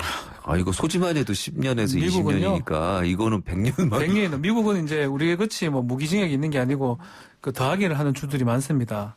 몇백 년 나올 가능성이 높아요. 예. 네.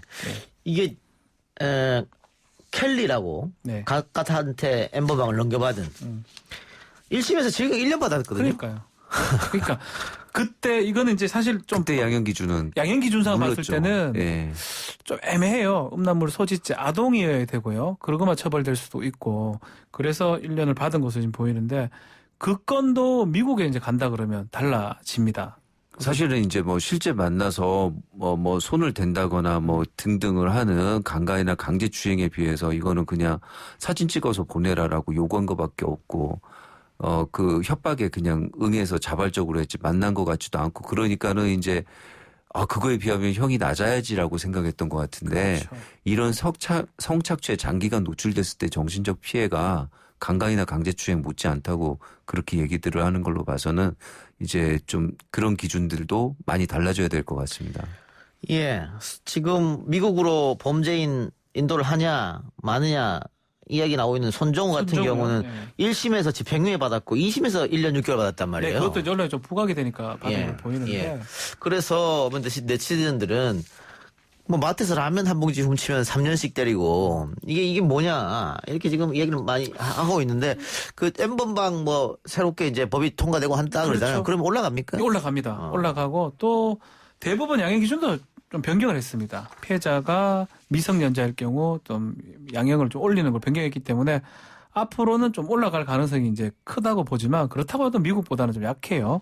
그래서 지금 손정우가 지금 송환 심판을 지금 하고 있는 상황인데 안 가려는 게 그런 거예요. 가면 뭐 어떻게 나올지 알 수가 없기 때문에. 미국 감옥은 한 달만 가더라도 네. 그 감옥 안에서의 린치가 엄청나게 심하다고 합니다. 특히 성범죄자들은 견딜 수 없는 정도의 그 린치를 받는다고. 린치도 린치지만 형이 엄청 나올 가지고 자금 세탁으로 지금 문제가 되고 있거든요. 뭐 그러다 보니까 손정우 아버지가 지금 우리나라 검찰에 뭐 방지법, 세탁방지법 위반으로 지금 고발을 한 상황이고. 자금세탁방지법. 자금세탁방지법. 범죄수익은닉규제법. 그렇죠. 그거가 만약에 이제 적용이 된다 그러면 또 송환이 안 될 가능성도 있지 않을까 생각도 듭니다. 손정우 아버지가 결국은 자기 아들 미국에 안 보내기 위해서 그런 스스로 고발한 그런 사건이 되는 거죠. 예. 자, 근데 강제 송환이 어떻게 될 것 같습니까? 지금 될 것 같아요. 저는 자꾸 송환 얘기를 하는데 사실은 나라와 나라 간에 이중처벌금지 원칙이 적용 안 되는 경우가 많거든요. 우리 법에서는 다 처벌이 됐다고 하지만 자금 세탁은 남아 있고요. 또 뭐 우리로 처벌 안 하는 부분, 음란물 관련된 부분도 아마 미국에서 처벌이 가능하기 때문에 미국에서 지금 기소된 게 상당히 많습니다. 주가 9개 주에서 기소를 해놨기 때문에 미국에서도 범죄가 충분히 되는 거거든요. 예. 그래서 우리 법원에서 송환을 하지 않을까 저는 생각이 듭니다. 근데 이제 오늘 신문한 내용을 이제 잠깐 보시면은 그 부분이 이제 미국에서 그 부분이 재판이 될지 조금 생각을 해볼 필요가 있는데요. 손정우가 지금 다크웹의 웰컴 투 비디오 사이트를 운영했다는 거 아니겠습니까? 그래서 성착취물을 배포했다는 건데 오늘 범죄인 인도법에 따라서 인도 대상 범죄 외의 범죄로 처벌받지 않는다는 미국의 보증이 있어야 된다. 또 이중 처벌을 받지 않아야 된다. 또 죄용법정주의에 따라서 내가 한국에서 처벌받지 않는 건 거기서도 처벌받지 않아야 된다. 이런 거를 손정우의 변호인이 오늘 주장을 했거든요. 거기에 대해서 이제 검찰이 뭐라고 했냐면 한미 범죄인 인도 조약에 인도된 범죄 외에 추가 처벌 금지 조항이 있다. 그래서 그 자체로 보증의 유력이 있다고 답변을 했습니다. 이게 무슨 얘기냐면 그러면서 하나 더 보셔야 되는 게 국내에서 기소되지 않은 자금 세탁 혐의만 심사 대상이어야 된다 이런 주장을 했어요. 이게 무슨 얘기냐면 성착취물 배포 등은 징역 1년 6월로 이미 형을 받았지 않습니까? 네. 그럼 이중 위험의 금지 원칙상 그쪽에 가면 처벌 안 받는다라고 미국이 보증을 해달라. 이제 그게 손정우의 주장이었던 거거든요. 그리고 그래서 만약 검찰과 손정우 변호인 말대로 그 이중 처벌 금지 원칙에 따라서 남은 거는 자금 세탁 혐의밖에 없거든요. 그럼 그걸로만 처벌받게 될 가능성도 그렇죠. 있는 것 같습니다. 우리가 보낼 있죠. 때 그런 이유로 보내기 때문에. 보증을 해준다면. 네. 예. 그다음에 아동 음란물 유포 음모는 우리나라에서 처벌 안 됐지만 그렇죠. 처벌 안 된 건 우리나라에 처벌 규정이 없기 때문이니까 죄용법주의 원칙상 미국에서도 그걸 기소하지 않는다고 보증을 해달라. 그래야 인도를 그런 조건으로만 인도를 허가해달라. 그게 이제 손정우 변호인의 주장이었습니다. 예. 근데 다른 나라에서 우리 사법 쪽으로 법무 쪽으로 이렇게 인도 요청 왔을 때 역대 보니까 거의 다 해줬더라고요. 해주죠. 그러고 일반 범죄와 달라요. 이거는 강폭적으로 인터넷으로 지금 일어난 범죄이기 때문에 뭐 김윤희 변호사 말도 맞지만 만약에 이제 한 명을 뭐 예컨대 개인적 법익 살인이나 이런 걸 했다 그러면 저런 보증이 필요한데 거기서 피해자들이 좀 등장을 하고 있는 상황이거든요. 봤던 사람도 있고. 그렇기 때문에 그 보증을 다 지켜줄 줄은 저는 좀 의문입니다. 송환을 할 것 같아요. 알겠습니다. 하나만 더 하고요. 그 전북 전주와 부산에서 실종된 여성들 이게 지금 한 사람이 범행을 저지른 것처럼 지금 경찰 조사에 나와 있죠. 한 여성은 뭐 연인 관계였고 그렇죠. 한 여성은 지인이었는데 경찰이 추가 범행이 있을 수도 있겠다 하고 지금 살펴보는 것 같아요. 지금 뭐 강도살인이고 한데 좀 사이코패스 성향이 있는 것 같아요. 예. 뭐 범행을 하면서 거의 흔적도 다 남기고요. 예. 근데 문제는 두 사람은 이제 아는 사이였는데 이 사람이 통화했던 여러 사람이 지금 중에 100명 이상이 행방불명인 상황이었어요. 연락이 안 됩니다. 예. 혹시나 이 사람 지금 사이코패스 성향의 뭐 범죄에 대해서는 죄책감도 별로 없어 보이고 이렇다면 혹시나 다른 어떤 강도라든지 강간이라든지 살인 부분이 있지 않을까. 그 부분에 경찰은 주안점 두고 있습니다. 지금. 그 여성을 만나가지고 살해하고 그에 보이는 태도까지를 봤을 때는 그렇죠. 이거 2명뿐일 리가 없다. 아니라는 거죠. 라고 해서 지금 또 다른 여성을 살해했을 거다 아니면 또 다른 추가 범행이 있을 거다 이런 가능성을 계속 열어두고 지금까지 통화한 내역에 나오는 여성들이랑 모두 통화를 해서 신원을 확인하고 그다음에 그 전북권에 실종된 여성들한테 전부 연락해서 안전한지 확인하고. 실종 신고가 있었던 여성들에게 다 확인하고 있다고 그렇게 지금 동호회에서 실종된 여성 114명은 안전을 확인했다고 하고요 경찰에서 최근 최 씨가 1년간 통한 1,148명의 명단을 확보해서 1,049명에 대한 신병 이상이 없음을 확인했고 지금 100명 정도에 대해서 나머지 확인 작업을 하고 있는 것 같습니다. 예. 별일이 없었으면 하는 바람이네요. 두 분 말씀을 여기까지 듣겠습니다. 수고하셨습니다. 감사합니다. 네, 감사합니다.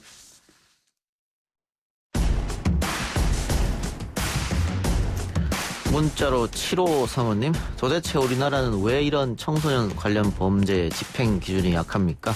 피해자들과 가족들은 평생을 감옥 속에서 살아야 할 텐데 국회의원들 이런 거 안 바꾸고 뭐 하시는지 아이 키우는 엄마로서 정말 이해가 안 갑니다. 의견 주셨네요. 많은 분들이 7호 사모님과 같은 의견일 것 같습니다. 그러나 또 형사사법제도 시스템이라는 게 있기 때문에 법원에서 좀 신중하게 접근하지 않나 그런 생각도 드네요. 오늘 방송 여기서 마치고요. 저는 내일 이 시간 다시 돌아오겠습니다. 들어주신 여러분 감사합니다.